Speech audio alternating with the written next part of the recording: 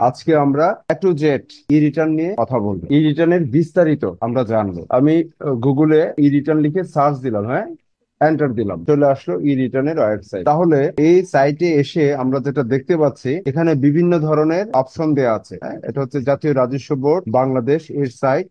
ই return প্রথমেই যেটা দেখতে পাচ্ছি, e-TIN register as a tax payer, অর্থাৎ ইটিন কল এখান থেকে করতে পারবেন। ই return file your tax return download express certificate. ঠিক আছে, তার মানে এই অপশন দিয়ে আমরা ই রিটার্ন সাবমিট করতে পারবো। রিটার্ন সাবমিট করার পরে কেউ যদি ভেরিফাই করতে চায় পিএসআর, তাহলে রিটার্ন ভেরিফাই অপশনে গিয়ে আমরা সেটা ভেরিফাই করতে পারবো। তারপরে কি আছে, e return ledger update your tax payment. E return ledger আছে, সেটা হয়তো ই রিটার্ন লেজারের কাজ করে। ই ট্যাক্স পেমেন্ট, এটা তো আপনারা জানেন, ট্যাক্স দেওয়ার জন্য ট্যাক্স পেমেন্ট। আপনি যদি অনলাইনে ট্যাক্স দিতে চান তাহলে এই অপশনটা কাজ করে। তারপর হচ্ছে ই ট্যাক্স সার্ভিস, হ্যাঁ, interact online with tax support team, অর্থাৎ এখানে গেলে আপনারা সার্ভিস পেতে পারেন। গভর্নমেন্টের অনলাইন পোর্টাল থেকে আপনারা হয়তো সার্ভিস পেতে পারেন। কিভাবে সার্ভিসটা পাবেন, এখানে টিকিট সিস্টেম আছে, অর্থাৎ ওই যে আপনারা অনলাইন প্ল্যাটফর্মে যেভাবে আমরা কাজ করি, টিকিট সিস্টেম, ওপেনের টিকিট, এখানে আপনার কোয়ারিটা দিবেন, তারপর সেখানে আপনি কাজটা করতে পারবেন। ঠিক আছে, এটা একটা ভালো, যদি ওনারা আন্তরিকভাবে সেবা প্রদান করে, তাহলে আপনার যে কোনো প্রবলেম আপনি খুব সহজেই সমাধান নিতে পারবেন। আমরা একটু ই রিটার্ন লেজারটা দেখি কি আছে। ই রিটার্ন লেজারটা এখানে শুধুমাত্র নামে দেওয়া আছে, কোনো লিঙ্ক এখানে কাজ করে না। তার মানে এটা হয়তো জাস্ট, এটা হচ্ছে হতে পারে এটা আপনার এনবিআর এর জন্য অথবা বোর্ডের জন্য। ঠিক আছে, তারা হয়তো সেটা মেনটেন করবে। ঠিক আছে, এটা পাবলিকলি না, এটা পাবলিকলি হয়তো কাজ করে না। আচ্ছা, ই ট্যাক্স পেমেন্টটা দেখি। এই যে ই ট্যাক্স পেমেন্ট আসলো, ইটিডিএস, এটা হচ্ছে ইটিডিএস এনভায়রনমেন্ট। আচ্ছা, আমি দেখি কি আছে এটা। তার মানে এটারও হয়তো আলাদা লগ ইন করতে হবে। এটারও ইটিডিএস এর জন্য আলাদা লগ ইন করতে হবে। আমরা ইন্টারফেসটা একটু দেখবো, কিন্তু আমাদের মূল কাজ হচ্ছে ই রিটার্ন। আমি জাস্ট এগুলি একটু দেখে নিই কি কি আছে বিষয়গুলো। তাহলে ইটিন, এটা তো আপনারা জানেন, এটা তো আর দেখানোর কিছু নাই। রিটার্ন ভেরিফাই, এটা হচ্ছে রিটার্ন সাবমিট করার পরে। আচ্ছা, তাহলে এখন আমি ক্লিক দিচ্ছি ই রিটার্নে। আচ্ছা, ই রিটার্নে ক্লিক দেওয়ার পরে আমাকে আমার এখানে যে ডায়লগ বক্সটা আসলো, এখানে লেখা আছে are you registered in return system. আপনি কি রিটার্ন সিস্টেমে নিবন্ধনকৃত আছেন কিনা। হ্যাঁ, please select an option below two proceed. I am already registered, I am not yet registered. যদি আপনি রেজিস্ট্রেশন করা থাকে তাহলে আপনি আইডি পাসওয়ার্ড দিয়ে জয়েন করবেন, যদি না থাকে তাহলে আইডি পাসওয়ার্ড ক্রিয়েট করবেন। তাহলে আমি প্রথমে দিলাম হচ্ছে I am not yet registered. ঠিক আছে, ধরে নিলাম আমি জানি না। তাহলে এখানে কি বলা আছে, please make sure you have biometric verified mobile number before registration. Registration করার পূর্বে আপনার মোবাইল নাম্বারটি বায়োমেট্রিক ভেরিফাইড কিনা চেক করুন। ঠিক আছে, এটা আমরা জানি। আপনার ফোন থেকে *20201# নম্বরে ডায়াল করে নাম্বারটি বায়োমেট্রিক ভেরিফাইড কিনা জেনে নিন। For further information please visit our FAQ. Okay, তার মানে আমরা এটা জানলাম, অর্থাৎ আমরা এটা জানলাম, আমি যদি এখন রেজিস্ট্রেশন নিতে চাই, রেজিস্ট্রেশন নিতে গেলে কি করতে হবে, রেজিস্ট্রেশন নিতে গেলে আমাকে ভেরিফাইড সিম নাম্বার নিতে হবে। ঠিক আছে, ভেরিফাইড সিম নাম্বার নিতে হবে। ওকে, আমি জানলাম, তথ্যটা আমি পড়ে নিলাম। তাহলে এখন কি হচ্ছে, তার মানে এখানে আমাকে ডাটাগুলি দিতে হবে, তাই তো। আমি এই প্যানেলের মাধ্যমে এসেছি যে আমার পূর্বে রেজিস্ট্রেশন করা নাই, তাহলে আমি এখানে টিন নাম্বার দিব, আমার মোবাইল নাম্বার দিব, তারপরে এখানে যে ক্যাপচাটা আছে সেটা ঠিকভাবে দিব, তারপরে এখানে ভেরিফাই করব। যদি ভেরিফাই ঠিক থাকে আপনার কাছে কোড যাবে, কোড গেলে আপনি সেই কোড দিবেন, তারপর আপনি আবার নতুন করে সাইন ইন করে জয়েন করবেন। এই হচ্ছে এটার ওপেনিং যে প্রসেসটা আছে সেটা। এই এতটুক বিষয়ের মধ্যে আপনার কারো কোনো কথা আছে কিনা বলেন। না, নেই। আচ্ছা, থ্যাংক ইউ। তার মানে আমরা এই প্রসেসে গেলাম। এখন যেটা করব, আমি সাইন ইন করব। ধরলাম আমার এটা হয়ে গেছে, এখন আমি সাইন ইন করব। আমি এখন সাইন ইন করব। ঠিক আছে, তাহলে আমার কি লাগবে, আমার তিন নাম্বারটা লাগবে। আমি দেখি, আমি আমার তিন নাম্বারটা নিলাম।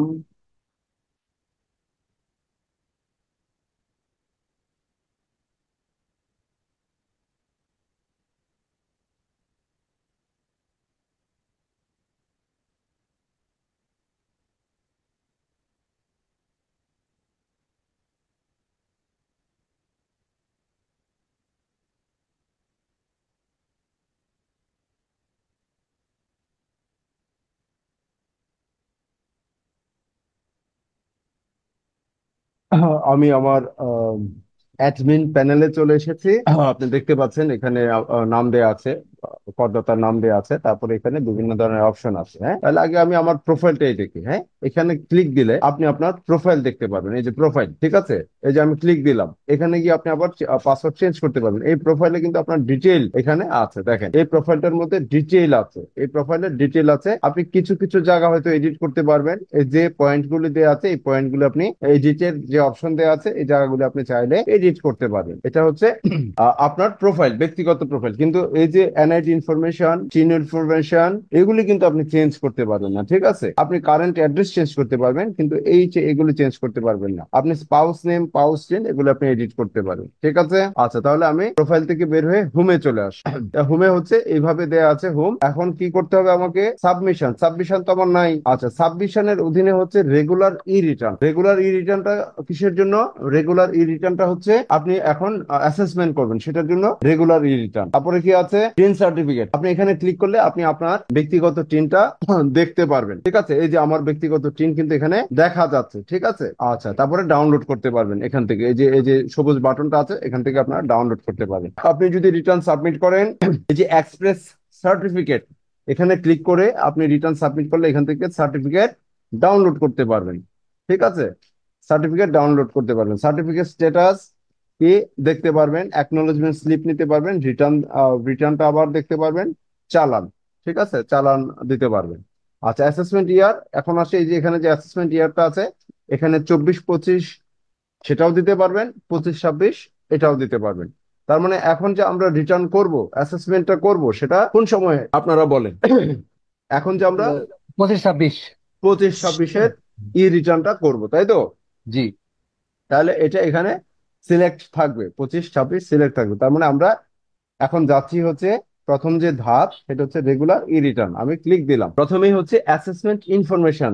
তার মানে এটা তো ফিক্সড সেলফ, এখানে তো আমার ধরার সুযোগ নাই, তাই না? রিটার্ন স্কিম সেলফ, অ্যাসেসমেন্ট ইয়ার 25-26, এটা অটোমেটিকলি চলে আসছে, তাই তো? তার মানে এখানে দেয়া আছে, যদি ব্যতিক্রম থাকে আপনারা সেটা ঠিক করে নেবেন। Resident status resident. আচ্ছা, ট্যাক্স এক্সেম্পটেড ইনকাম, আমার যদি কোনো ট্যাক্স এক্সেম্পটেড ইনকাম থাকে তবে এখানে আমি ইয়েস দিব, যদি না থাকে তাহলে নো দিব।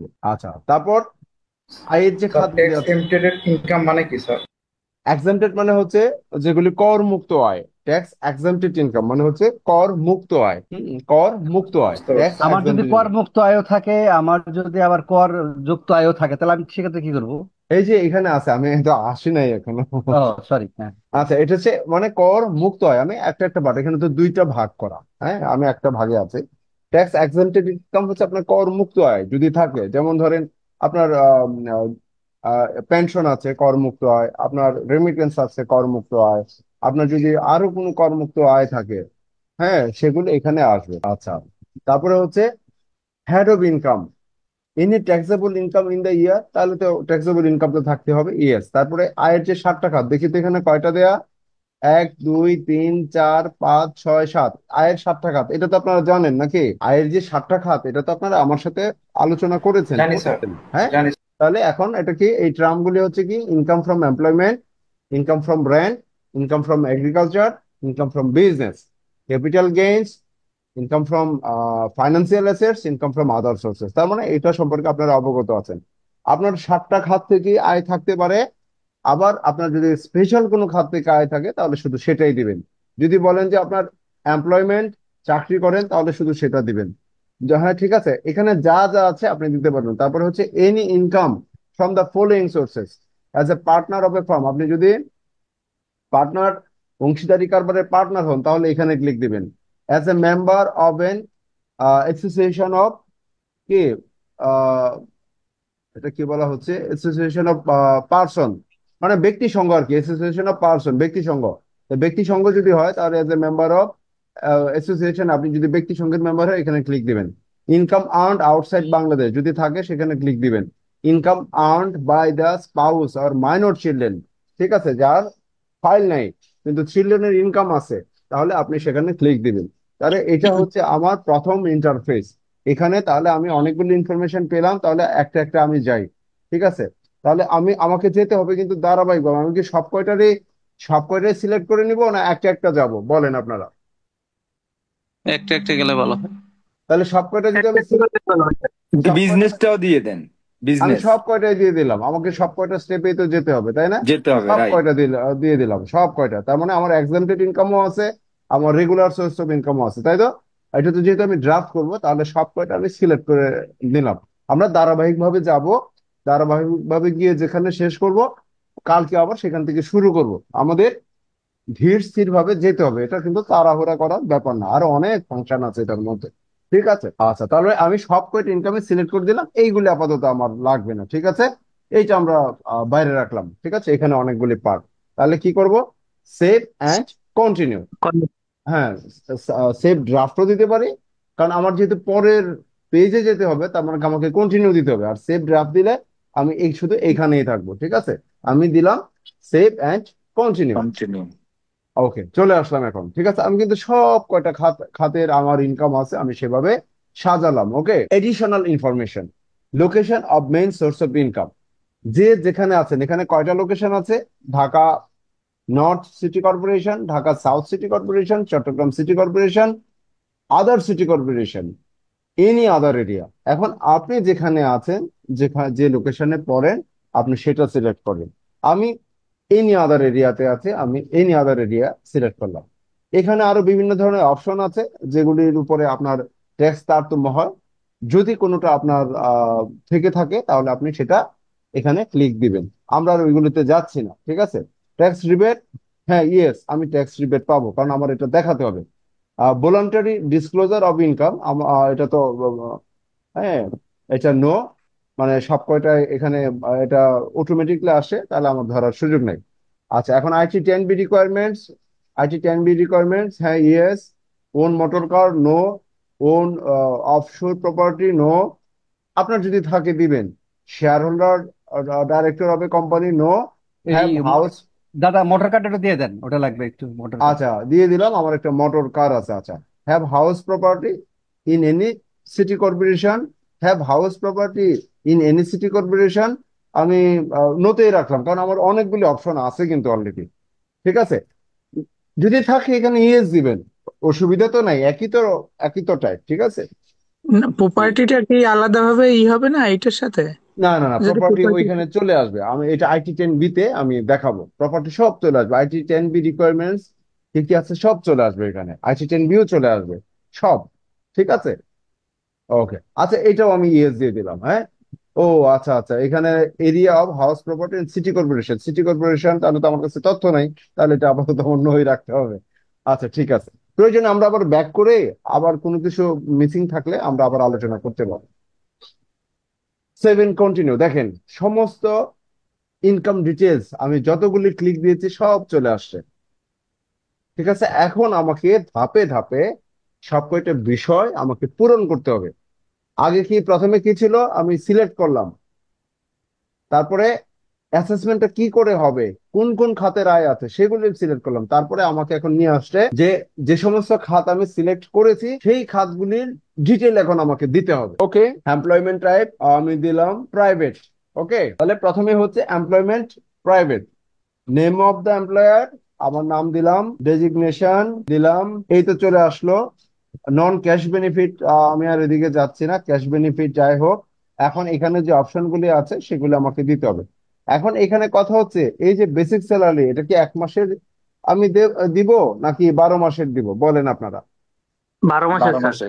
12 মাসের দিব, ঠিক আছে, তাহলে আমি অ্যাজাম্পশন করে বসাই। ঠিক আছে, ধরলাম আমার বেসিক 5 লাখ, নাকি একটু ফিগারটা বেশি ধরলাম। হাউস রেন্ট ধরলাম কত, 5-এর 2.5 লাখ, 2.5 লাখ। 2.5 লাখ ধরবো না, ধরলাম ফিফটি আড়াই ফিফটি লাখ পার্সেন্ট হয়, 50% হয় সাধারণত। হ্যাঁ, হ্যাঁ, অসুবিধা নাই, মেডিকেল বলেন। 10%, বেসিকের 10%। তাহলে কত, 50,000 50,000। কনভেন্স এটাও 10%-এর মতো। ধরলাম, মানে এটা তো জাস্ট আমাদের অ্যাজাম্পশন, এটা তো আপনি না, যেভাবে জাস্ট, সাজাবেন হ্যাঁ। সেটাই হয়। আর ওইটা ধরলাম হচ্ছে একটা, ধরলাম ফেস্টিভ্যাল বোনাস 1 লাখ নাকি। জি। ওকে, তাহলে এটা হচ্ছে আমার অটোমেটিক তথ্য দিলাম। এখন যদি আমার আরো কোনো ফিল্ড লাগে, আমার যদি আরো কোনো আয় থাকে, বা আরো কোনো অ্যালাউন্স থাকে, তাহলে এইখানে আমি ক্লিক দিয়ে নিয়ে আসতে পারবো। দেখেন, ওই ইটা ধরে যে দাদা, এখানে ওই যে প্রভিডেন্ট ফান্ডের ওই টাকাটা ধরাই দিয়ে একটু। প্রভিডেন্ট ফান্ড তো প্রাপ্তি, এটা তো এক্সেন্টেড ইনকাম, এটা তো যাবে হচ্ছে এইখানে, এই যে ট্যাক্স এক্সাম্পটেড ইনকাম। না ওই যে আমরা যে আমাদের কাছ থেকে যেটা কাটে সেটা এখানে আসবে না, না না, এটা এখানে আসবে ইনকাম না, ইনকাম হ্যাঁ হিসাবে। এটা রিবেটের পার্টে যাবে।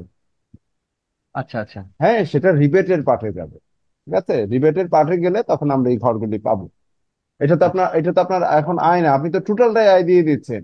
আপনার তো এটা হচ্ছে গ্রস প্রাপ্তি, গ্রস প্রাপ্তিটা থেকে সে না কাটবে, যেটা কর্তন সেটা আলাদা জায়গায়। কিন্তু আমাদের যে স্যালারি সার্টিফিকেট দেওয়া হয় অফিস থেকে সেখানে তো ওই প্রভিডেন্ট ফান্ডের ওই টাকাটা দেওয়া থাকে আর কি, এটা এক তো বছর। কর্তন থাকে আপনার গ্রস প্রাপ্তির পরে তো কর্তন, এটা তো হচ্ছে আপনার গ্রস প্রাপ্তি। না এটা ইনকাম হিসাবে দেখানো থাকে যে ওটা। ইনকামের সাথেই তো দেখানো থাকবে, এই ইনকামের মধ্যেই তো আপনার প্রভিডেন্ট ফান্ডের ব্যাপারগুলি আসবে না। প্রভিডেন্ট ফান্ড আপনি যদি বেসরকারি হয়ে থাকেন, হ্যাঁ ঠিক আছে, যদি আপনি বেসরকারি ব্যাংকের এমপ্লয়ি হয়ে থাকেন তাহলে আরেকটা ঘর থাকবে, তাই তো? ব্যাংকের এমপ্লয়ার্স, আমরা তো ওই হ্যাঁ যে বুঝতে পারছি বুঝতে হ্যাঁ পারছি হ্যাঁ জি স্যার। বুঝতে পারছি, অসুবিধা নেই অসুবিধা। আপনি যেটাই যোগ করেন সবই ট্যাক্সেবল কিন্তু, যেহেতু প্রাইভেট আপনি হ্যাঁ সেটাই যত আমি, ঘরের, হ্যাঁ, ঠিক আছে। কারণ এটা আপনি, নিয়ে পরে একটা প্রশ্ন আছে তো যার কারণে ঢুকাইলাম এটা আর আচ্ছা কি। অসুবিধা নেই, ধরলাম, ঠিক আছে। কন্ট্রিবিউশন, আরপিএফ, এটাই তো মনে হয়, আর তো নাই দেখি, দেখে নেই আমি তারা, হ্যাঁ ঠিক আছে এটাও, মানে এটা ওয়ান কাইন্ড অফ অ্যালাউন্স। এটা আপনি যাই ধরেন এখানে যত অ্যালাউন্সই আপনি আনেন সবটাই কিন্তু ট্যাক্সেবল, কারণ আপনি বেসরকারি এমপ্লয়ি নাকি, আপনি জি জি। যাই ধরেন। ওকে, নিয়ে আসলাম, বেশ। তাহলে এটা আমার হয়ে গেল সেভ অ্যান্ড কন্টিনিউ। তার মানে আমার ইনকাম ফ্রম এমপ্লয়মেন্টের যে ইনকামটা সেটা কিন্তু আমি সেট করে দিচ্ছি, ব্যাকএন্ডেড ক্যালকুলেশন হয়ে গেছে, এটা পরে আমরা দেখবো। এখন income from financial asset, income from financial অ্যাসেটের মধ্যে কি কি আছে, কি কি অপশন দিয়ে আছে দেখি আমরা।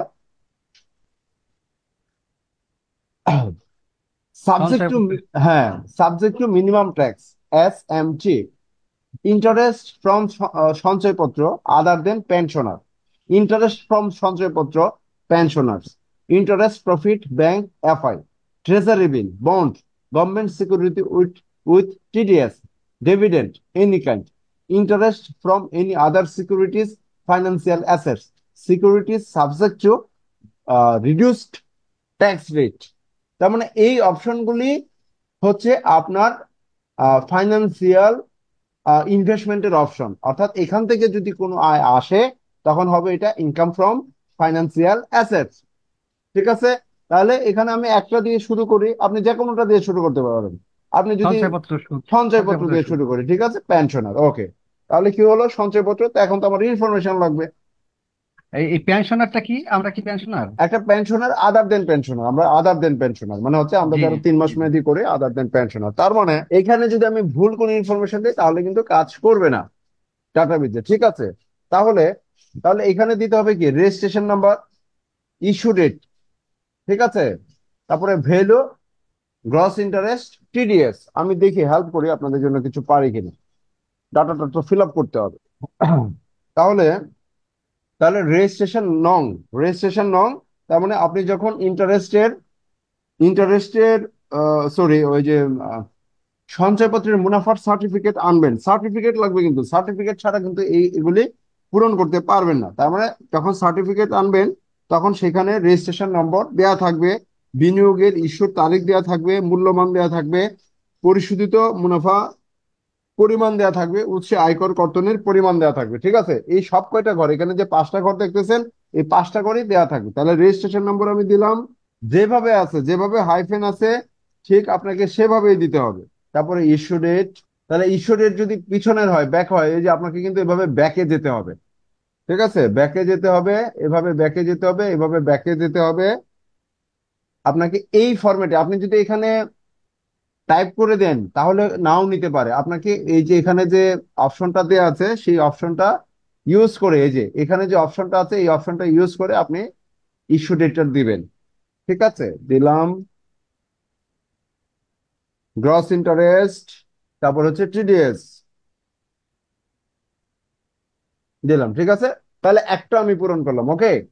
এখানে কোনো, এখানে যদি, হ্যাঁ এখানে যদি মনে করেন আমাদের ওই যে ভ্যালু পর্যন্ত আছে, ইন্টারেস্ট নাই এবং টিডিএস নাই। হবে না, এটা তো হচ্ছে আপনার আয় দেখাচ্ছেন, আয় মানে না এটা দেখালে তো হবে না। আপনার আপনি বললেন সার্টিফিকেট লাগবে আসলে। আমরা সত্য কথা আমরা যেটা করি, যেটা জুন মাসের ধরেন 25 তারিখে করি, জুলাই মাসের 5 তারিখে ভাঙ্গি, হুম। এরকম করি আমরা। সেক্ষেত্রে তো আমাদের কোনো সার্টিফিকেট দেওয়া হয় না না না আসলে। না, সেক্ষেত্রে সার্টিফিকেটে কিছু না আসলে এই জায়গাটা খালি থাকবে, আমি সেই খালি ধরেও দিতে পারি। এই যে দেখেন, যেমন যেগুলি পারিবারিক সঞ্চয়পত্র সেগুলিতে তো মুনাফা হয় 5 বছর পরে, তাহলে যে খালি থাকবে, খালি থাকলেও তো ওটা হুম, নিবে। সেভ দেই তাহলে, জি জি আমি জি। দিলাম খালি দিয়ে রেখেই আমি সেভ দিলাম। এই যে আমি কিন্তু পরের ঘরে চলে আসছি। এটা ম্যান্ডেটরি না, কারণ এটা দুইটা অপশন আছে, খালি আছে আবার মুনাফা আছে, তাই তো? সুতরাং আপনি যেভাবেই দিবেন, এটা হচ্ছে মুনাফা, মুনাফা না থাকলে মুনাফা যোগ হবে না। ঠিক আছে? আচ্ছা, মুনাফা না থাকলে আপনার অ্যাসেসমেন্টে গিয়ে এটা তো সিলেক্ট করারই দরকার নেই, আছে কি? মুনাফা না আচ্ছা থাকলে এটা তো সিলেক্ট করারই প্রয়োজন ও নেই। দাদা, ওইটা একটু মুনাফা দেখাইলে হয়তো কি আমরা ওই মুনাফাটা আবার কোথা থেকে যায় সেটা আমরা ওটা অ্যাডজাস্ট করতে আচ্ছা পারবো, সেই জিনিসটা দেখতে আচ্ছা, পারতাম। ঠিক আছে, আমি যাচ্ছি তাহলে, আমি আবার দিচ্ছি, আবার দিচ্ছি। হ্যাঁ, এখানে তো টিডিএসটা সমন্বয়ের বিষয় আছে। জি জি জি। ধন্যবাদ।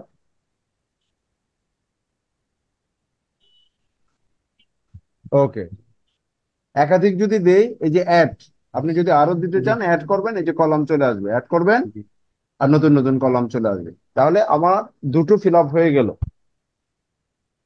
এখন হচ্ছে income from rent, income from rent. তাহলে এই যে আপনি ঘরগুলি ফিল আপ করবেন, এখন আমাকে একটু ট্রুলি বলেন তো, আপনি তো ঘরগুলির ফিল পাচ্ছেন, এখানে কি কোনো আইন পাচ্ছেন, ইনস্ট্রাকশন পাচ্ছেন আপনি? না, এ পড়তে পাইনি তো।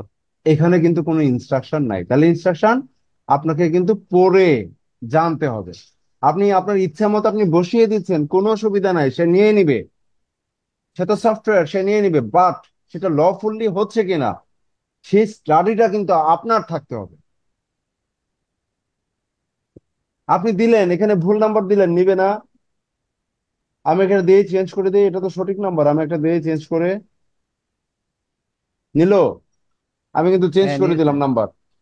জি জি জি। হ্যাঁ, যে নিয়েছে নিয়েছে, ও নিয়ে ধরে নিয়েছে। নিবে। তার হ্যাঁ। মানে কি, লফুল্লি হচ্ছে কিনা সেটার জন্য কিন্তু আপনাদের স্টাডি থাকতে হবে। তার মানে এই ব্যাপারটা কিন্তু সিরিয়াস একটা ব্যাপার, আমি ইচ্ছা মতো আমি দিতে পারি, ট্যাক্স কিন্তু হয়ে যাবে। আবার দেখলাম যে ট্যাক্স বেড়ে গেল, আমি আবার কোনো ইনকাম কেটে দিলাম, আরে ট্যাক্স কেন দিব? তাহলে কি এটা কিন্তু লফুল্লি না। ঠিক আছে, আপনি দেখলেন যে ইনকাম নাই, ট্যাক্স আসে নাই, এবার ঠিক আছে ফাইন, মানদণ্ডটা কি এটা হবে? মানদণ্ড এটা না, লফুল্লি আপনাকে করতে হবে। হ্যাঁ, এটার জন্য ওই জি স্টাডিটা দরকার। আচ্ছা, income from rent, house property নাকি? হাউস জি। প্রপার্টি দিলাম। House property, address of property এখানে দিতে হবে, দিলাম হ্যাঁ, দিলাম ঢাকা। আমি আর ডিটেল লিখলাম না। হ্যাঁ, is it in any city corporation, যদি থাকে তাহলে ইয়েস দিতে হবে, নো থাকলে নো দিতে হবে। আমি নোতে দিলাম। ঠিক আছে, আপনি যেটাই দিন একই তো বিষয়। আচ্ছা, এরিয়া অকুপাইড, স্কোয়ার ফুট দিলাম, 1000 স্কোয়ার ফুট। ওকে, এখানে কিন্তু অনেক, সরি, আরেকটা ঘরে গেল তো,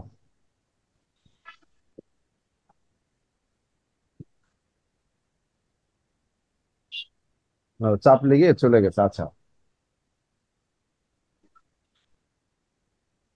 সবই আছে, সবই ঠিক আছে, অসুবিধা নাই। এখানে ছিলাম হাউস প্রপার্টি, তাহলে এটা হচ্ছে ঢাকা, যেখানেই থাকুক অসুবিধা নাই। 1000 স্কোয়ার ফিট, মানে এখানে কিন্তু আপনাকে ডিটেল দিতে হবে, রেসিডেন্সিয়াল কমার্শিয়াল। আপনার যদি দুটোই থাকে তাহলে সেভাবে দিতে হবে। আমি যদি ধরি রেসিডেন্সিয়াল 800, কমার্শিয়াল 200 স্কোয়ার 200। ফিট ধরলাম, একটা দোকান আছে। ঠিক আছে, আমি ধরে নিলাম রেন্টাল পিরিয়ড মান্থস, তার মানে আমাকে প্রতি মাসে কত পাই, ধরলাম এখানে এখানে পাই 5000 করে। হ্যাঁ, ও sorry 12, sorry 12, rental period 12, annual rent 5 12 60 বা 80 দিলাম। ঠিক আছে, আমার তো অনেক ইনকাম আছে, আমার তো বেড়ে যাবে, তাই না? একটু কম কম রাখি। এখানে দিলাম 5 12 60,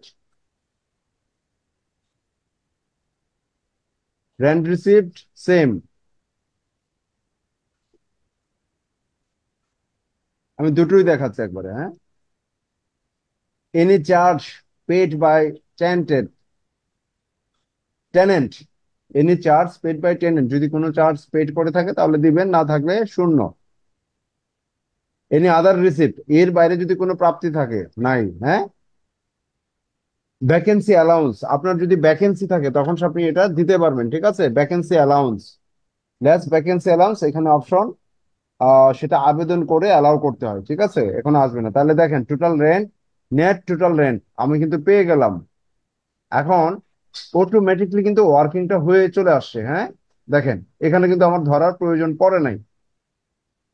তার মানে অ্যালাউয়েবল ডিডাকশন এত, ঠিক আছে, অ্যালাউয়েবল ডিডাকশন এত, তার বাকি যেটা আছে এটা কোথায় যাবে? ইনকামে চলে যাবে না? জি জি জি। তার 38,000 মানে বাদ দিয়ে বাকি সব ইনকামে চলে যাবে। হ্যাঁ, বাকি সব ইনকামে চলে যাবে, তার মানে এটা ফিক্সড হয়ে গেল। তার মানে আমাকে এরকম ডিটেল করতে হবে। আপনার বিল্ডিং এর পিছনে যদি ইন্স্যুরেন্স থাকেন তাহলে সেটা খরচ দাবি করতে পারবেন। তারপরে হচ্ছে আপনার যদি হাউস বিল্ডিং লোন থাকে তাহলে ইন্টারেস্ট এখানে আপনাকে চার্জ করতে হবে।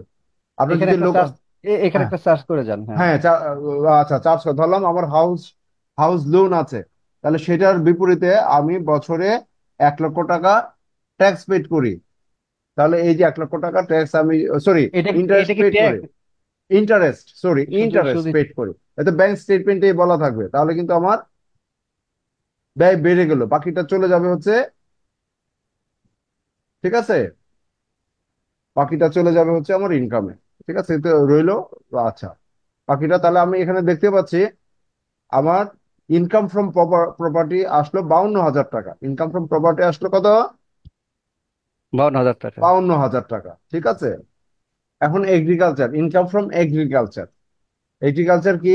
Cultivation, income from farming, production of tea or rubber, other agriculture income, special agriculture income.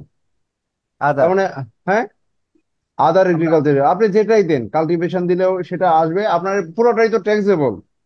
জি জি জি জি জি। যেহেতু আপনার অনেক ধরনের ইনকাম আছে তার মানে পুরোটাই ট্যাক্সেবল না, আপনি যাই দেন।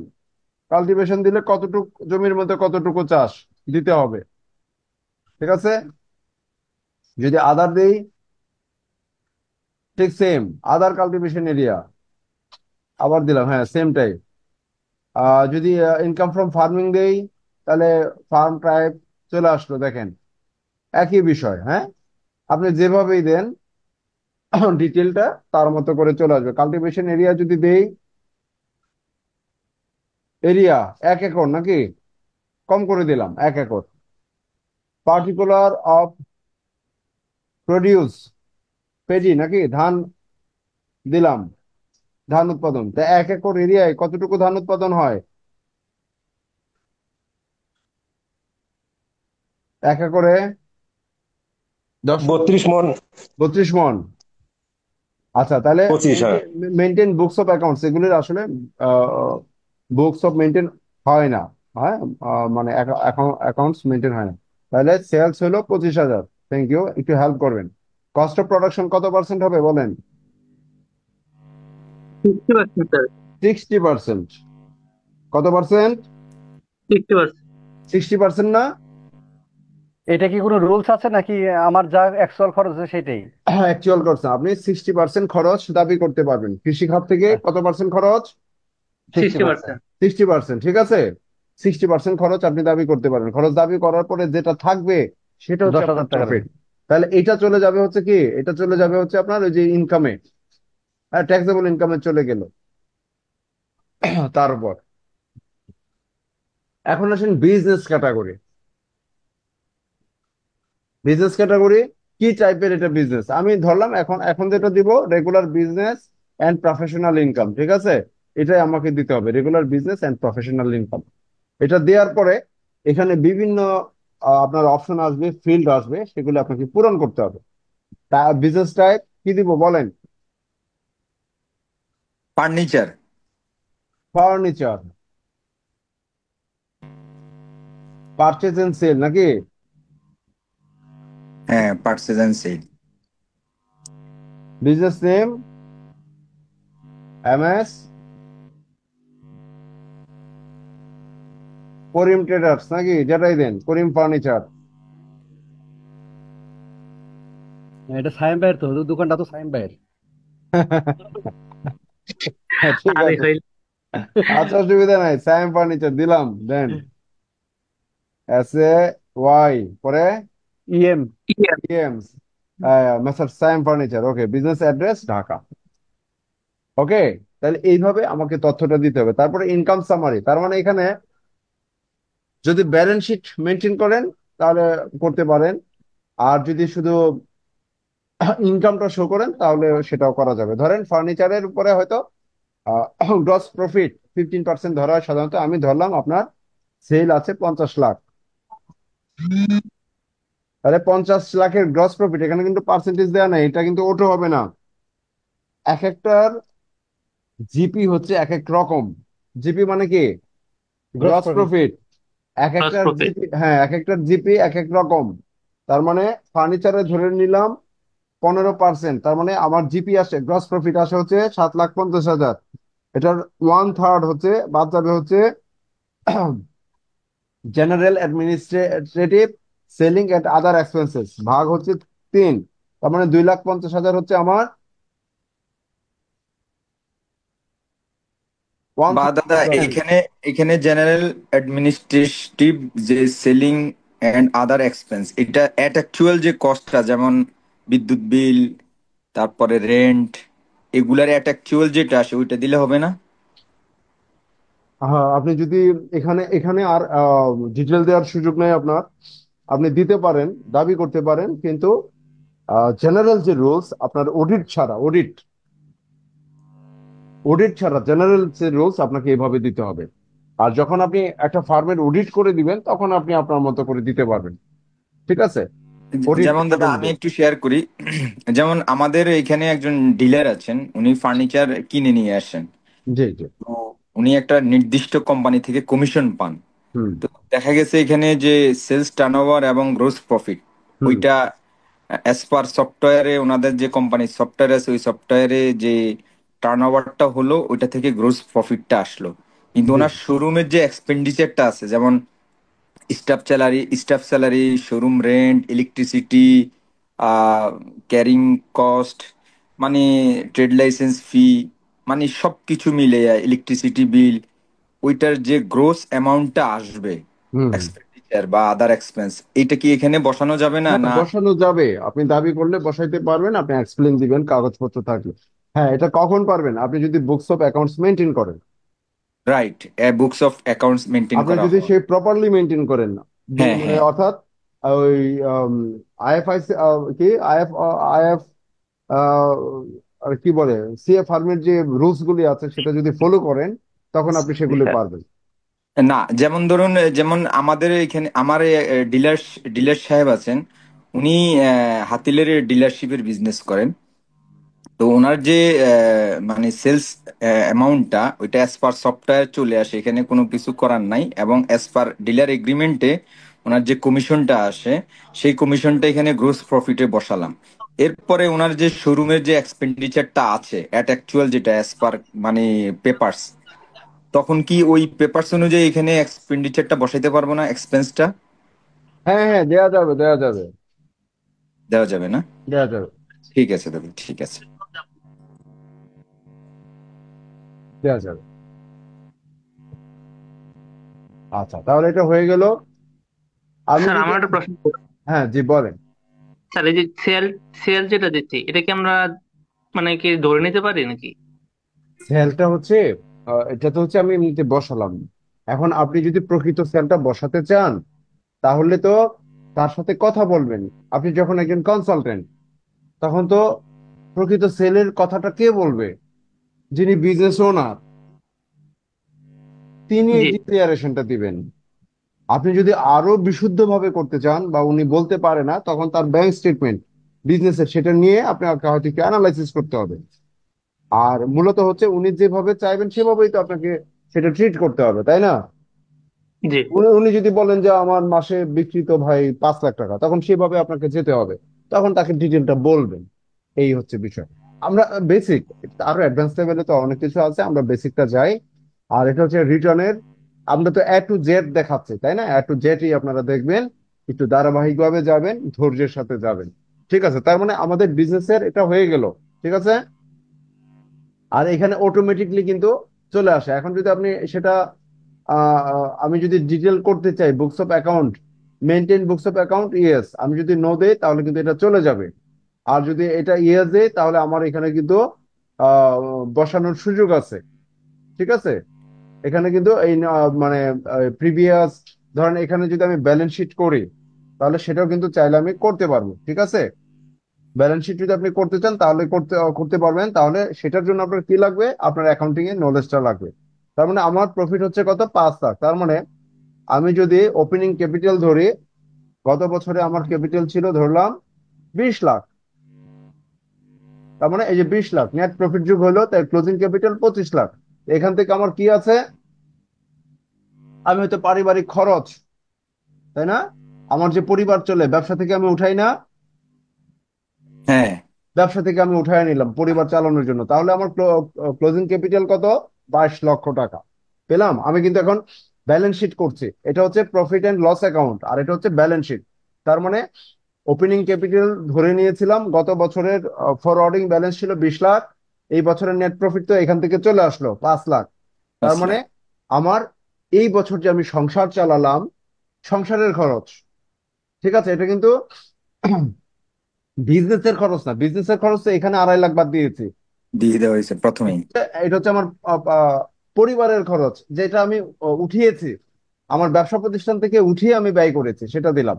তার মানে আমার ধরে নিলাম আর কোনো লাইবিলিটি নাই, তাহলে আমার ক্যাপিটাল দাঁড়াচ্ছে 22 লক্ষ টাকা। এই 22 লক্ষ টাকা এখন ব্যবসাতে আমার কিভাবে আছে?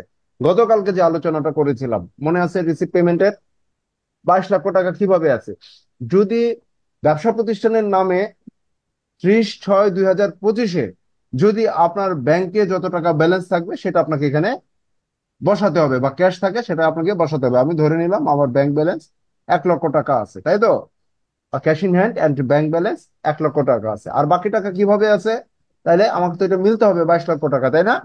বাকি টাকা কিভাবে আছে? ধরে নিলাম আমার ইনভেন্টরি আছে 5 লক্ষ টাকা, ইনভেন্টরি হচ্ছে মজুত মাল, 5 লক্ষ টাকা। আর কি আছে?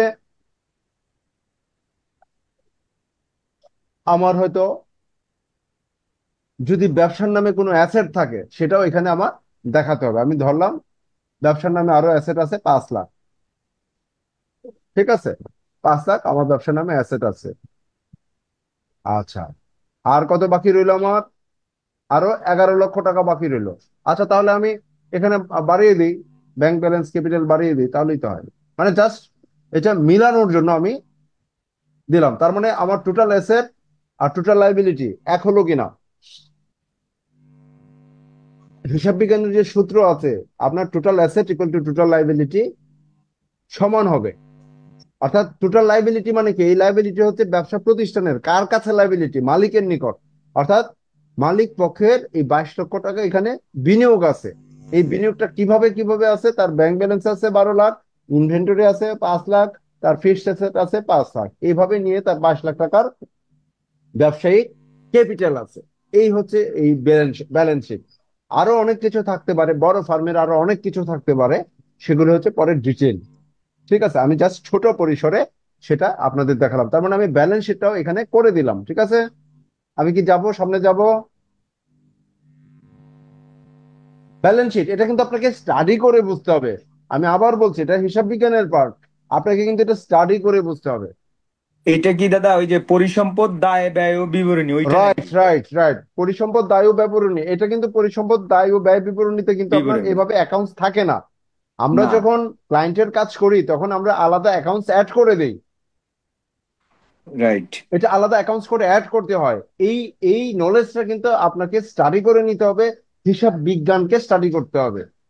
হিসাব বিজ্ঞানের একটা ব্যালেন্স শিট কি করে হয়, এই যে গত ক্লাসে যে দেখিয়েছিলাম রিসিভ পেমেন্ট, সেটা কি করে হয় সেটা কিন্তু আপনাকে জানতে হবে। প্রফিট এন্ড লস অ্যাকাউন্ট কি করে করতে হয় সেটা কিন্তু আপনাকে জানতে হবে। তারপর আপনাকে ব্যালেন্স শিট কি করে করতে হয় জানতে হবে। এটা আপনি দেখলেন, আপনি কপি পেস্ট করলেন, ঠিক আছে, কিন্তু আপনি কিন্তু বেসিক ক্লিয়ার না, এটা আপনাকে মানতে হবে। যদি মানেন তখন আপনি স্টাডি করতে পারবেন। আর যদি মনে করেন যে খালি মিলাবেন, এখানে ধরেন মিলে নাই, আমি এখানে ধরেন আমি 5 লাখ দিলাম, মিলে নাই, আমার মন চাইলো এখানে আমি 6 লাখ দিলাম, মিলানোর জন্য তো মিলানো যাবে যাবে না? মিলানোর জন্য আপনি চেষ্টা করলে তো মিলে যাবে, ডেবিট ক্রেডিট মিলতে পারবে। এখানে ডেবিট কম হয়েছে, আপনি একটা অ্যাকাউন্টিং টাইটেল লিখে ডেবিট 5,000 টাকা লিখে দিলেন, তাহলে ডেবিট ক্রেডিট মিলে গেল। তাহলে এটা কি আইনসম্মত হবে বলেন? ডেবিট ক্রেডিট আপনি মিলাতে পারবেন, জোর করে মিলাবেন, অসুবিধা তো নাই। ওই খাতা কলম তো আপনাকে বাধা দিবে না, দিবে? খাতা কলম তো আপনাকে বাধা দিবে না, কিন্তু সেটা আইন সিদ্ধ হবে না। হিসাব বিজ্ঞানের যে রুলস, গোল্ডেন রুলস, সেই রুলস অনুযায়ী হবে না। দিন শেষে আপনার ফাইলটা ঝুঁকিতে থাকবে, মেরিট ফেল করবে, আপনি আপনার অডিটে পড়ার সম্ভাবনা থাকবে। ঠিক আছে? তার মানে এই যে বিভিন্ন বিষয়, বিভিন্ন আহ, যে আপনার আহ, দক্ষতাজনিত যে ব্যাপার আছে, সেটা আপনাকে অ্যাচিভ করতে হবে, এটা এমনি এমনি আসবে না। হ্যাঁ, আমি ধরিয়ে দিচ্ছি, আমি গাইড দিচ্ছি, ঠিক আছে, কিন্তু বাকিটা আপনাকে স্টাডি করে জানতে হবে। তাহলে আমি পরের স্টেপে গেলাম। হ্যাঁ, এখন আসি, এখানে আরেকটা কথা বলি। এখানে তো একটা বিজনেসের কথা বললাম না, তো একটা মানুষের তো একাধিক ট্রেড লাইসেন্স থাকতে পারে, পারে না? জি পারে। একাধিক বিজনেস থাকতে পারে। এটা তো হচ্ছে furniture purchase and sale, messrs Sayem furniture. এখন মেসার্স সায়েম ট্রেডার্স থাকতে পারে, মেসার্স সায়েম এন্টারপ্রাইজ থাকতে পারে। তাহলে কি হবে? তার মানে এই একটার অধীনেই আপনার যদি 10টা ফার্ম থাকে, 10টা বিজনেস প্রতিষ্ঠান থাকে, এই একটার অধীনেই আপনাকে সমস্তগুলি এন্ট্রি করতে হবে।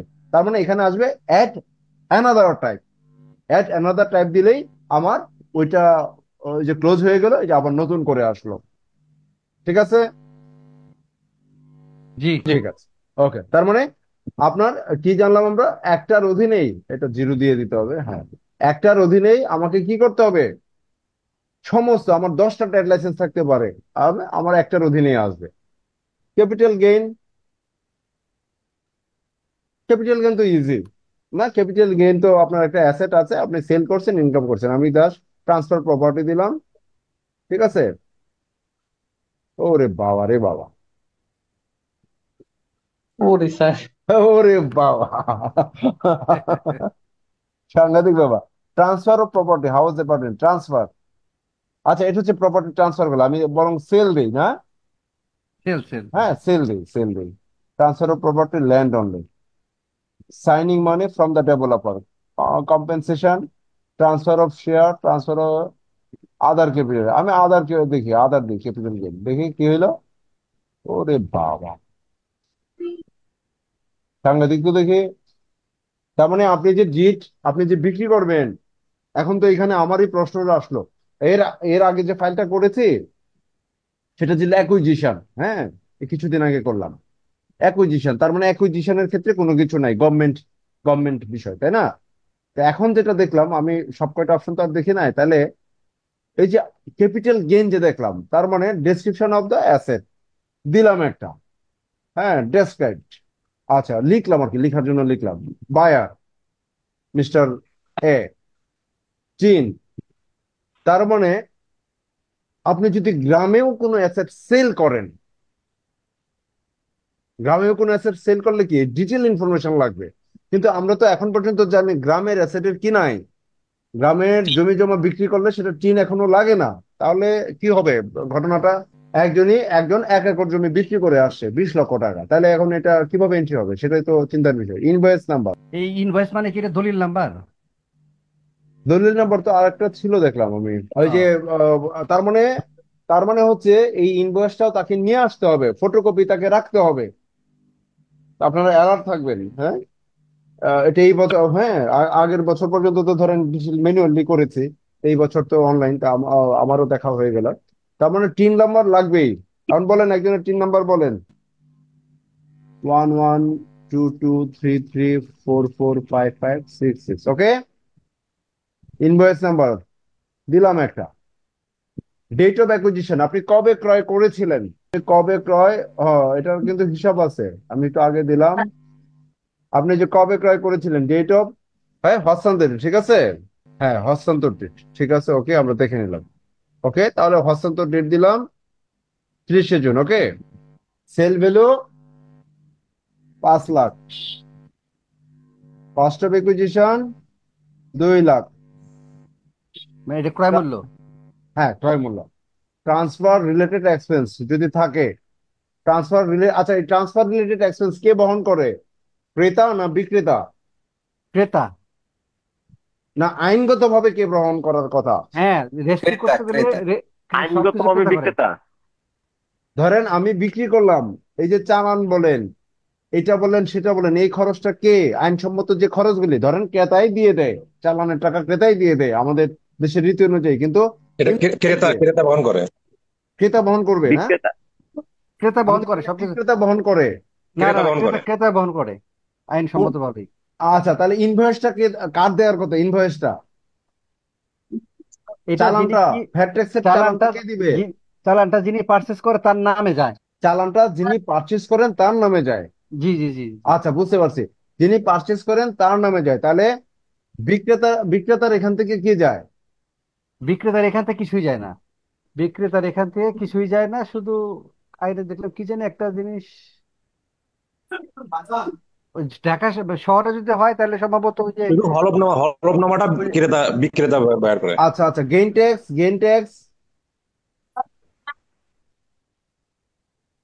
কে দিবে? সে কি, ক্রেতার তো আর গেইন ট্যাক্স নাই। না, এটা বিক্রেতা। হ্যাঁ, সেটাই বলতেছিলাম।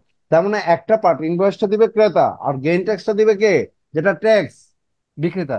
ভ্যাটটা দিচ্ছে হচ্ছে ক্রেতা নাকি? জি জি জি। আর ট্যাক্সটা দিচ্ছে বিক্রেতা। বিক্রেতা। বিক্রেতা, হ্যাঁ ঠিক আছে, এটার জন্যই আপনাদের আমি প্রশ্ন করছিলাম। তার মানে গেইন ট্যাক্সটা বিক্রেতা, কত পার্সেন্ট গেইন ট্যাক্স আছে? তাহলে যদি এটা রিলেটেড কোনো গেইন ট্যাক্স থাকে, তাহলে সেটা আপনাকে কি করতে হবে, এখানে বাদ দিতে হবে। ওকে, তাহলে এটা কি পেলাম আমরা? ক্যাপিটাল গেইনের। তাহলে আমার ক্যাপিটাল গেইন আছে। ওকে, তাহলে ক্যাপিটাল গেইন ক্লিয়ার। তার মানে আপনি কিছুতেই বিক্রি করলে বিক্রেতার নাম্বার তো লাগবেই। আমি কি নাম্বারটা না দিয়ে দেখবো, দেখি নেয় কিনা? জি স্যার, না দিয়ে দেখ। নিয়ে নিলে দুঃখী। হ্যাঁ, তার মানে ঠিক আছে, নিয়ে নিচ্ছে। ওটা করবে। আচ্ছা কি আচ্ছা, করতে হবে? বুঝতে বুঝতে পারছি, ওইখানে আছে নাও থাকতে পারে, কারণ এটাই তো বলছিলাম যে একটা গ্রামের জমি বিক্রি হলো, তাহলে তো তার তো আর থাকবে না, তাই না? হুম হুম। আচ্ছা, এই নিয়ে স্যার একটা কোশ্চেন ছিল স্যার। বলেন। স্যার আমি যদি একটা জমি বিক্রি করলাম 50 লাখ টাকা, কিন্তু যে কিনছে সে দ- দলিলে দেখেছে 30 লাখ টাকা, তাহলে আমি বাকি 20 লাখ টাকা কিভাবে কি করব, দেখাবো কিভাবে? কিছুই করতে যে পারবেন কিনছে না, সে তো সেটা এর বেশি লিখতে সেটা পারে। অপ্রদর্শিত অর্থ হিসেবে বিবেচিত হবে। এখন যেটা হচ্ছে আর কি, এখন হ্যাঁ তো হ্যাঁ, সব জায়গায় কিছুই করতে মৌজারি পারবেন। মৌজা রেটে হয়। হ্যাঁ, তাহলে আপনি স্যার রিয়েল রেটে করবেন। মানে বিষয়টা হচ্ছে আ- একজনের লাভ হবে আর একজনের লস হবে এই পলিসিতে গেলে। যিনি কিনবেন তার যদি হোয়াইট মানি না থাকে তাহলে তার গেইন, আর আপনার প্রকৃত জমি আপনার হোয়াইট মানি লস হচ্ছে, টাকা পাচ্ছেন কিন্তু। এটাও একটা হয়, আর একটা ওই যে রেজিস্ট্রেশন খরচ কমানোর জন্য সাধারণত ক্রেতারা এই কাজটা করে। হ্যাঁ হ্যাঁ হ্যাঁ, ক্রেতারা করে। এখন এটা হচ্ছে জি আপনি বিক্রেতা, স্যার, আপনার মানে স্বার্থ তো আপনি রক্ষা করবেন। আপনার স্বার্থ আপনি রক্ষা করবেন না, এখন এটা তো আপনাদের আলোচনার মাধ্যমে হবে। আলোচনা করলো স্যার, তারা বলতেছে আমরা এর বেশি লিখতে পারবো না। হ্যাঁ, এখন হ্যাঁ, এটা তো তারা ভাই, এই বেশি আপনার যদি আর সবকিছুতে কোনো এরকমই অভ্যাস করে। ওয়ে না থাকে, আপনাকে ট্যাক্স দিতে হবে।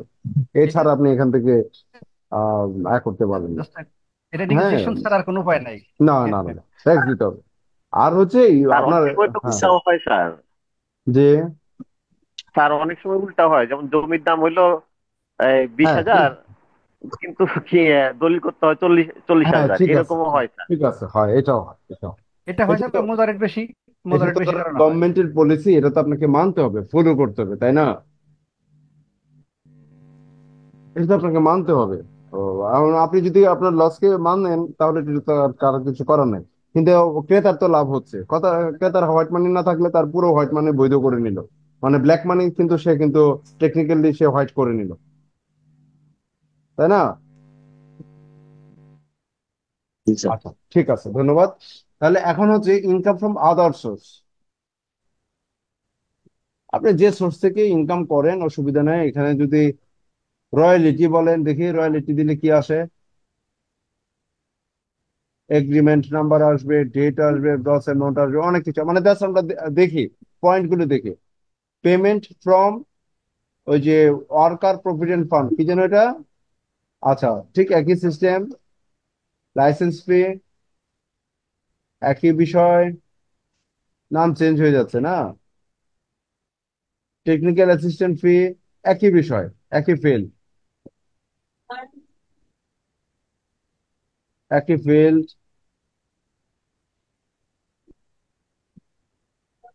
আদার সোর্স উইথ টিডিএস, আচ্ছা তাহলে আমি দিলাম হচ্ছে এনি আদার ইনকাম। হ্যাঁ, জাস্ট খালি এটা অ্যাডজাস্ট করার জন্য ডেট দিলাম, রেগুলার ডেট দিলাম, এখানে দিলাম যে আমার 1 লাখ টাকা আদার সোর্স অফ ইনকাম আছে, ঠিক আছে।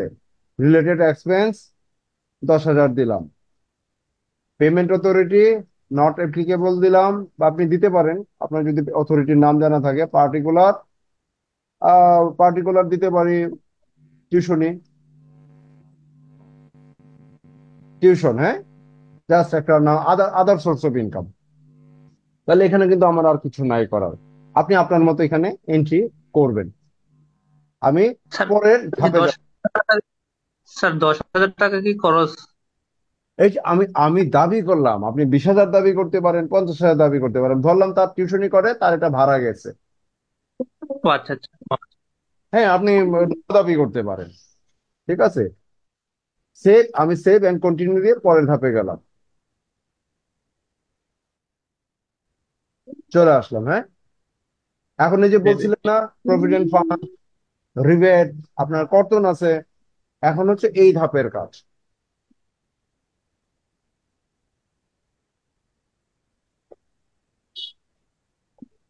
আপনার একটু মিউট রাখবেন। হ্যাঁ, পারিবারিক কথা একটু মিউট রাখবেন। আপনার যদি লাইফ ইন্স্যুরেন্স থাকে তাহলে ক্লিক দিবেন। তাহলে এই যে লাইফ ইন্স্যুরেন্স, আপনার কিন্তু ডিটেল ছাড়া কিন্তু এখানে এন্ট্রি করতে পারবেন না। আপনার পলিসি নাম্বার লাগবে, ইন্স্যুরেন্স কোম্পানির নাম লাগবে, পলিসি ভ্যালু লাগবে, প্রিমিয়াম পেইড লাগবে, অ্যালাওয়েবল অ্যামাউন্ট লাগবে, ঠিক আছে। আমি একটা একটা করে দেখাচ্ছি, আমি তো আর সবকটা এন্ট্রি দিতে পারবো না। ডিপোজিট পেনশন স্কিম যদি থাকে, তার মানে কি কোন ব্যাংকে আপনার ডিপোজিট, সোনালী ব্যাংকে হইলে Sonali bank, account number, deposit amount, allowable amount, ঠিক আছে। কোনো কিছু, এটা হচ্ছে ওই, এটা এই ওয়ার্কিংটা সফটওয়্যার করবে। আপনি কতটুকুর মধ্যে আপনি পাবেন, রিবেট পাবেন, সফটওয়্যার করবে। তার মানে এখানে যা যা আছে, যে বলছিলেন, কি বলছিলেন, recognised provident fund, okay, employer name mister A, self contribution, তারপর হচ্ছে এমপ্লয়ার কন্ট্রিবিউশন দিলাম। আপনি 1 লাখ দিছিলেন, এমপ্লয়ার কন্ট্রিবিউশন 1 লাখ। হ্যাঁ, চলে আসলো, দিয়ে দিলাম, একটাই দিলাম, ঠিক আছে। আর বাকিগুলি তো আপনারা আশা করি বুঝছেন, তো সেগুলি নিয়ে আর কথা বললাম না। তার মানে এটা হচ্ছে আমার অ্যাকচুয়াল ইনভেস্টমেন্ট চলে আসলো, অ্যালাওয়েবল ইনভেস্টমেন্ট রিবেট, পুরোটাই আমি এটার উপরে রিবেট পাবো, ঠিক আছে। Save and continue. স্যার এখানে একটা কোশ্চেন ছিল স্যার। হ্যাঁ, নিশ্চয়ই বলেন। স্যার ওই যে প্রভিডেন্ট ফান্ড যে আমি আমার কন্ট্রিবিউশন আর কোম্পানির কন্ট্রিবিউশন দিলাম, দেওয়ার পরে এই টাকা থেকে ব্যাংক থেকে যে আমার ইন্টারেস্ট আসলো আর কি বছর শেষে, এটা আমি কোথায় দেখাবো? ইন্টারেস্টটা আয় হিসেবে আসবে, এটা ফাইন্যান্সিয়াল অ্যাসেট, এটা তো আলাদা স্যার পার্ট। আপনার বিনিয়োগ একটা পার্ট, আয়টা কিন্তু আলাদা পার্ট, আয়টা কিন্তু আলাদা হিসাব। স্যার এই এই টাকার উপরে কি ট্যাক্সেবল ইনকাম হবে কিনা স্যার, এটা কোশ্চেন স্যার। হ্যাঁ, আপনি ওইটার যে ইন্টারেস্ট পাবেন সেটা তো ট্যাক্সেবল। জি স্যার। প্রভিডেন্ট ফান্ডের যে বেনিফিটটা পাবেন, যদি আপনি একবারে পান, এটা একটা রেশিও আছে, আপনার ওই যে তফসিলটা একটু দেখতে হবে। হ্যাঁ, ঠিক আছে। প্রভিডেন্ট ফান্ড যদি একসাথে পান, একটা হচ্ছে এই প্রভিডেন্ট ফান্ড থেকে তো আপনার ইন্টারেস্ট পাওয়ার কথা না। প্রভিডেন্ট ফান্ড হচ্ছে রিকগনাইজড যে অথরিটি আছে, তারা যদি ইনভেস্ট করে, এটা তাদের পার্ট, আপনাকে তো একবারে দিবে। আপনি ইন্টারেস্টের কথা কেন না বলছেন, স্যার। একটু বলেন তো বুঝা। হ্যাঁ, আমার প্রতিষ্ঠান, মনে করেন আমি একটা প্রতিষ্ঠান জব করি আর কি। হুম এই প্রতিষ্ঠানে মানে আমার ইন্ডিভিজুয়াল নামে সিপিএফ করা আছে, আমার নামে এবং আমার প্রতিষ্ঠানের নামে। হুম এবং হুম। এখানে যে টাকাটা সেভিং অ্যাকাউন্ট জমা হয়, এখান থেকে আবার ফিক্সড ডিপোজিট করা যায়, মানে আমার প্রতিষ্ঠানের নাম প্লাস আমার নামে, যৌথ নামে। মানে সেই হুম হুম। অ্যাকাউন্ট থেকে তো আমি একটা বড় অ্যামাউন্টের ইন্টারেস্ট পাচ্ছি। সাপোজ আমার 10 লাখ টাকা আছে, আমি এই বছর দেখলাম 60,000 ইন্টারেস্টটা টাকার কি মতো আমার আপনার ইন্টারেস্ট আছে। হাতে দিচ্ছে কিনা আমাকে একটু ক্লিয়ার করেন। না, মানে ইন্টারেস্ট আপনার আমার হাতে ব্যাংকে, আসতেছে না, অ্যাকাউন্টে জমা হচ্ছে। না না, এটা আপনার পার্ট না, এটা আপনার পার্টই না। যখন আপনি তাহলে এই পাবেন হিসাবটা তখন কি? হচ্ছে হিসাব, তখন যেটা জানি এটা হচ্ছে কত, এই ইন্টারেস্ট পুরোটাই কর মুক্ত। হ্যাঁ, একটা লেভেল জি পর্যন্ত স্যার। পুরোটাই কর মুক্ত, ঠিক আছে। আমি ভাবলাম আপনি যেটা বলছেন ব্যাংকের ইন্টারেস্ট, আমি তো ভাবলাম যে আপনার ব্যাংক ইন্টারেস্ট লেগেছে সেটার জন্য না বললাম ট্যাক্সেবল। বাট আপনার না এটা স্যার। তো প্রতিষ্ঠানের অ্যাকাউন্টে লাগবে, এটা তো আপনার পার্টি না। আপনি আপনি যখন এখানে বেনিফিট পাবেন, ইন্টারেস্ট পাবেন, সেটা করমুক্ত একটা পর্যায় পর্যন্ত, সম্ভবত 1 কোটি না 1.5 কোটি পর্যন্ত আপনার এটা করমুক্ত। হ্যাঁ, এটা কি প্রভিডেন্ট তাহলে ফান্ডের স্যার ওই যে কিছু একটা ট্যাক্স এক্সামটেড ইনকাম আসবে যে ওইখানে যাবে কিনা স্যার? হ্যাঁ, লাস্টের দিকে যে একটা ওইটা তো ইনকাম দেখ। ইন্টারেস্ট হিসেবে আসবে না রে ভাই, এটা তো আসবে প্রভিডেন্ট, এই যে ট্যাক্স এক্সেমপ্টেড ইনকামের বেনিফিট হিসাবে আসবে। আপনি তো তখন একসাথে টাকাটা পাবেন, আপনি তো টোটাল জি টাকাটা, স্যার। আপনাকে তো ইন্টারেস্ট এখানে তো আপনাকে যখন দিবে সেটা ইন্টারেস্ট হিসাবে তো দিবে না, আপনাকে দিবে হচ্ছে আপনি প্রভিডেন্ট ফান্ড থেকে এত টাকা পেয়েছেন। জি স্যার, বুঝতে পেরেছি ক্লিয়ার স্যার। কিনা? তাহলে আমি যখন অ্যাসেট দেখাবো, যখন আমি অ্যাসেট দেখাবো তখন কি ইন্টারেস্ট সহকারে আমার অ্যাসেটটা দেখাবো নাকি শুধু না না, দুজনের আপনার আপনার কন্ট্রিবিউশন ফাইলে ইন্টারেস্ট এখানে দেখাবো? কোনো, আপনার ফাইলে ইন্টারেস্টের কোনো পার্টই নাই। আপনার ফাইলে যেটা পার্ট হচ্ছে আপনি যে কন্ট্রিবিউশনটা দিচ্ছেন, এমপ্লয়ার যে কন্ট্রিবিউশনটা দিচ্ছে, এই দুটো আপনি দেখাতে পারবেন, যেটা আমি এখানে শো করলাম। ওইটা অ্যাসেট হিসাবে দেখাবো স্যার, হ্যাঁ কিন্তু হ্যাঁ, স্যার। আমি তো শো করেছি এখানে, এই যে দেখেন আমি তো শো করেছি সেলফ কন্ট্রিবিউশন, আপনার প্রতিষ্ঠানের কন্ট্রিবিউশন, এর বাইরে আপনার কোনো পার্ট নাই। এটা চলতে থাকবে, এটা হচ্ছে বিনিয়োগ, এটা হচ্ছে এখান থেকে আপনি ইনভেস্টমেন্ট, এই যে ইনভেস্টমেন্ট ক্যাটাগরিতে আপনি এখানে রিবেট পাচ্ছেন। জি ঠিক স্যার, আছে, বুঝতে পেরেছি sir. Okay okay, thank you. আচ্ছা, এই পর্যন্ত এই যে রিবেট আসলাম, রিবেট তো করেই দিলাম, এই পর্যন্ত কারো কোনো প্রশ্ন আছে? না স্যার। আচ্ছা, না, কারো কোনো, কোনো প্রশ্ন নেই স্যার। কারো কোনো প্রশ্ন নাই, তাহলে আজকে আমরা এক্সপেন্ডিচার পর্যন্ত থাকবো, ঠিক আছে। এক্সপেন্ডিচারটা আমরা আলোচনা করব, যেহেতু আরো অনেক পার্ট রয়ে গেছে, এক্সপেন্ডিচারটা পর্যন্ত থাকবো, ঠিক আছে। তাহলে এক্সপেন্ডিচারটা খুব ইজি, আপনার আয়ের অনুপাতে এক্সপেন্ডিচারটা হবে। আপনি যদি মনে করেন যে আপনার এক্সপেন্ডিচার নাই, আপনি সেটা দাবি করতে পারেন, কিন্তু গভর্নমেন্ট সেটা মানবে কিনা, ঠিক না? আপনি দাবি করলেন যে আমার তো 5,000 টাকা লাগে, আপনি এখানে নোট দিতেই পারেন, কিন্তু না, আপনার ফ্যামিলি মেম্বার কয়জন সেটার একটা আপনার ক্যালকুলেশন থাকতে হবে, একটা ভারসাম্য থাকতে হবে। ঠিক আছে, ধরলাম 3 জন ফ্যামিলি মেম্বার, যদি আপনার খাবার খরচ 10,000 করে পার মান্থ লাগে ইন্টু 12, তার মানে আপনার খাবার খরচ, ক্লথিং, ও আরো তো ক্লথিং আছে, যদি 20,000 করে লাগে, 2,40,000 টাকা আপনার হচ্ছে expense, food, clothing and other essential, ঠিক আছে, 2,40,000। তো আপনি এটাকে 2 লাখ দিতে পারেন, আমি দিলাম। এটা আমাদের অ্যানালাইসিস, এটা হ্যাঁ একবার দিচ্ছি কাটছি, এটা কিন্তু আমাদের স্যার, অ্যানালাইসিস। এই এক্সপেন্সটিকে আমি আমার মতো করে দিতে পারবো? আপনার মতো করে দিতে পারবেন, আমি শুরুতেই বলেছি এটা আপনি আপনার মতো করে দিতে পারবেন। আপনি যদি মনে করেন 50,000 দিবেন, আপনার দিতে পারবেন, বাট সেটা যেন ভারসাম্য থাকে, ঠিক আছে। অ্যাকোমোডেশন এক্সপেন্স, আপনার যদি ভাড়া বাসা হয় তাহলে তো ভাড়া যাবে, আর যদি বাবার বাসা হয় তাহলে কি লিখবেন, কি, ফাদার্স প্রপার্টি, তাই তো। আর যদি আপনি ভাড়া থাকেন তাহলে কত ভাড়া, 1,20,000, তাহলে দিবেন নাকি। আমি দুটো অপশনই লিখলাম এখানে, হ্যাঁ, যার সাথে তো আমাদের অ্যানালাইসিসের জন্য ওটো। আপনার যদি ট্রান্সপোর্টেশন থাকে দিবেন, আমি কম দিলাম। ইউটিলিটি, তাহলে ইউটিলিটি তো ইলেকট্রিসিটি বিল, আপনি 12 মাসের বিদ্যুৎ বিল যোগ করলে পেয়ে যাবেন, যদি অ্যাভারেজে ধরি 1,000 করে ধরি 12,000, গ্যাস 1,000 করে ধরি 12,000, ফোন 5,000 ধরলাম, যদি সাপোর্টিং স্টাফ থাকে 60,000 ধরলাম, আপনার যদি এডুকেশন এক্সপেন্স থাকে 60,000 ধরলাম। এটা জাস্ট ধরে নিচ্ছে, এটা আপনার আপনার মতো, আপনার মতো করবেন। হ্যাঁ, ফেস্টিভ্যাল পার্টি ধরলাম 50,000, ঠিক আছে। আমি যদি 60 টাকাতে রায় দেখাচ্ছি, তাই সেটার জন্য আমি একটু বেশি বেশি ধরলাম। আপনার যদি আগে ট্যাক্স থাকে তো দিবেন, আচ্ছা ধরলাম, আর কোনো আমার কিছু নাই। এটা কিন্তু ইজি, এটা কোনো ফ্যাক্টর না, হ্যাঁ, এটার সাথে কোনো লজিক্যাল না, আপনার আয়ের সাথে সামঞ্জস্য রেখে আপনি দিবেন, ঠিক আছে। একটু কমিয়ে দিই, যেহেতু অনেক বেশি দিয়ে দিলাম, একটু একটু করে কমিয়ে দিই, হ্যাঁ, একটু একটু করে কমিয়ে দিই, তার মানে সেভ অ্যান্ড কন্টিনিউ। এখন আপনার আয় দেখাচ্ছেন 2 লাখ, তাহলে কি আপনি 3 লাখ খরচ দাবি করতে পারবেন? আমাকে এটা বলেন বলেন। না স্যার। না, পারবো না। আপনি ব্যাংক ইন্টারেস্ট প্রদান করেছেন, আপনার ডকুমেন্ট বলছে 4 লাখ টাকা পেমেন্ট করেছেন ব্যাংক ইন্টারেস্ট, এখন কি আপনার আয় দেখাতে পারবেন 3 লাখ? বলেন। না স্যার। না, দেওয়া আপনার যাবে না। ব্যাংক স্টেটমেন্ট বলছে আপনি এই বছর ব্যাংকে পরিশোধ করেছেন 4 লক্ষ টাকা, তাহলে তো নিশ্চয়ই আপনার আয় 4 লাখ সমান হবে, 4 লাখ হবে না, আপনার ফ্যামিলি এক্সপেন্ডিচার আছে, ধরলাম এখানে আরো 2 লাখ, হয় 6 লাখ হবে, নয়তো 6 লাখ প্লাস হবে। এগুলো কিন্তু লজিক, অ্যাকাউন্টিং এর লজিক, এগুলি কিন্তু এই যে আলোচনা করেই শিখতে হবে, হ্যাঁ, এটা কিন্তু বইয়ে পাবেন না। তাহলে হয়ে গেল না, আমরা চলে আসলাম এখন কি অ্যাসেট অ্যান্ড লাইবিলিটিতে। তো এই অ্যাসেট অ্যান্ড লাইবিলিটির পার্টটা আমরা আগামীকাল আমরা শেয়ার করবো। এটা আমি সেভ ড্রাফট রাখলাম, হ্যাঁ, এই যে আমার সমস্ত তথ্য কিন্তু এখানে চলে আসছে, হ্যাঁ, সোর্স অফ ফান্ড, চলে আসছে, সমস্ত তথ্য কিন্তু আমার এখানে চলে আসছে, অর্থাৎ আমার আয় এখানে দেখতে পাচ্ছি, আমি 20 লক্ষ টাকা আয় দেখিয়েছে। ঠিক আছে, এগুলি পরে আমরা অ্যানালাইসিস করবো। আমি ড্রাফটটা সেভ রাখলাম। ওকে। স্যার একটা প্রশ্ন হ্যাঁ, ছিল জি স্যার। জি জি বলেন। স্যার এই যে আপনি এক্সপেন্স গুলো দেখাইলেন, এগুলো কি আমরা ম্যানুয়ালি যখন আমরা ম্যাথ করছি, হুম হুম এই ধরেন রেন্টের বা এমপ্লয় স্যালারি, তো হুম। ওইখানে তো স্যার এইসব ইলেকট্রিসিটি, গ্যাস, পানি, এগুলো তো স্যার মানে আমরা ম্যানুয়ালি তো হিসেব করিনি, নাকি করা হুম। যায় স্যার? হ্যাঁ, করা যায়, এখানে আছে, অপশন আছে, সবকটাই অপশন আছে, ছিল। আচ্ছা আচ্ছা, আপনি মানে তার স্কিপ মানে করবেন। আমরা এগুলো দিতে পারবো, মানে এই হ্যাঁ হ্যাঁ, এক্সপেন্স গুলো আমরা দিতে পারবো। তখন হচ্ছে এগুলো কি স্যার আমার হ্যাঁ, বলেন বলেন। এখন এখন এটা ইন্ডিভিজুয়াল করছে, আগে IT10B-তে আমরা টোটাল গ্রোস দিয়ে দিতাম। গ্রস, হ্যাঁ আমি এখন সেটাই বলছিলাম, হ্যাঁ, এখানেও মোট এই ব্যয় ও অপশনটা আছে, কর্তা গ্রোস দিয়ে দিতাম।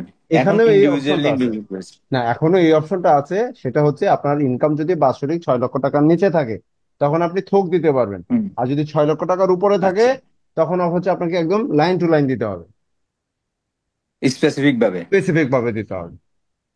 আর ফাইলের মেরিট যখন হাই হবে তখন আপনাকে খুব বেশি সচেতন থাকতে হবে।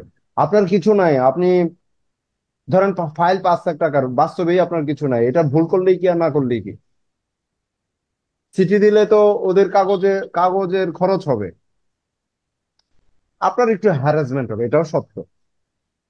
কিন্তু যার অ্যাসেট আছে, যার ফাইলের মেরিট ভালো, তাকে কিন্তু সচেতন থাকতে হবে, বারবার বলি, এগুলি অবহেলার কাজ না, এটা একটা রাষ্ট্রীয় কাজ, এটা আপনার অর্থনৈতিক জীবনের প্রতিচ্ছবি, আপনার সত্য মিথ্যার প্রতিচ্ছবি, অর্থনৈতিক। তো এটাতে একটু সচেতন থাকতে হবে।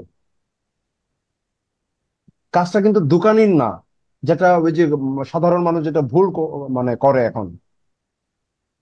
আপনারাই তো বলে, আপনারা গ্রাজুয়েট, কোয়ালিফাইড, আপনাদের এই বিষয়টা বুঝতে কতটুকু বিষয় বা শ্রম দিচ্ছেন, তারপরেও আরো অনেক কিছু বোঝার রয়ে গেছে। আপনারা কি এই ক্লাসে কি সব অ্যাচিভ করতে পারবেন, বা আমার পক্ষে কি সম্ভব যে আপনাকে সমস্ত কিছু বুঝিয়ে দেয়া?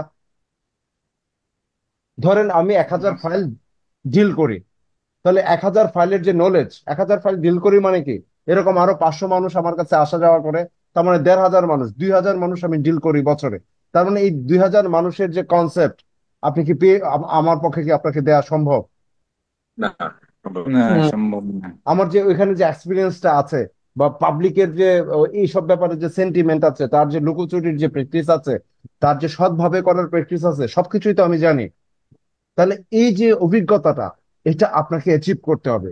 আর ভালোভাবে করলে, যে বললাম না, আপনার কিছু নাই, সেটা ডিফারেন্ট ইস্যু, আপনার ভুল করলেও কিছু না, শুদ্ধ করলেও কিছু না, কিন্তু যার ফাইলের মেরিট ভালো, তাকে কিন্তু সচেতন থাকতে হবে। এবং সেটা সচেতন থাকলেই হবে না, শুধু ডেবিট ক্রেডিট আপনাকে মিল করলেই হবে না, আপনাকে লফুল্লি কাজ করতে হবে। এখানে ল কিন্তু দুইটা, একটা হচ্ছে ইনকাম ট্যাক্সের ল, আর একটা হচ্ছে হিসাব বিজ্ঞান, দুইটাই সমগুরুত্বপূর্ণ।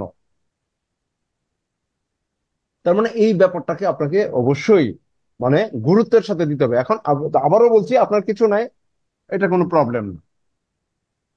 কিছু থাকলে, এই যে আপনি 10 10 লক্ষ টাকার কোথাও তারতম্য করছেন, একটা টাইটেল লিখতে আপনি ভুল করছেন, এখানেই আপনি আটকে যাবেন, যেতে পারেন।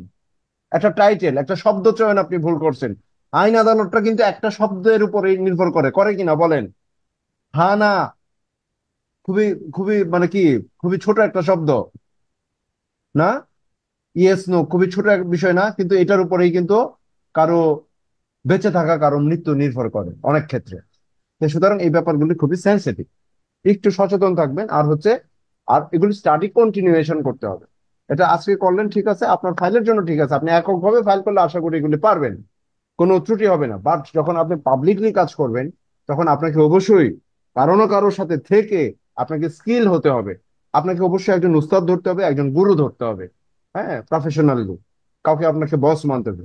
তখন আপনি এইগুলি সূক্ষ্ম সূক্ষ্ম বিষয়গুলো আপনি রপ্ত করতে পারবেন। এটা এমনি এমনি হবে না, ঠিক আছে? এমনি ভাবে না, একটু সময় পার করতে হয়, তাদের সাথে থাকতে হয়। আপনি যদি সিনিয়রের সাথে বসতে পারেন, কোন একটা সিনিয়রের সাথে সময় দিতে পারেন, এটা আপনার অনেক বড় অ্যাচিভমেন্ট হবে, বড় পাওয়া হবে। হ্যাঁ, ঠিক আছে, ধন্যবাদ। তা আজকে আমরা এই পর্যন্তই থাকবো।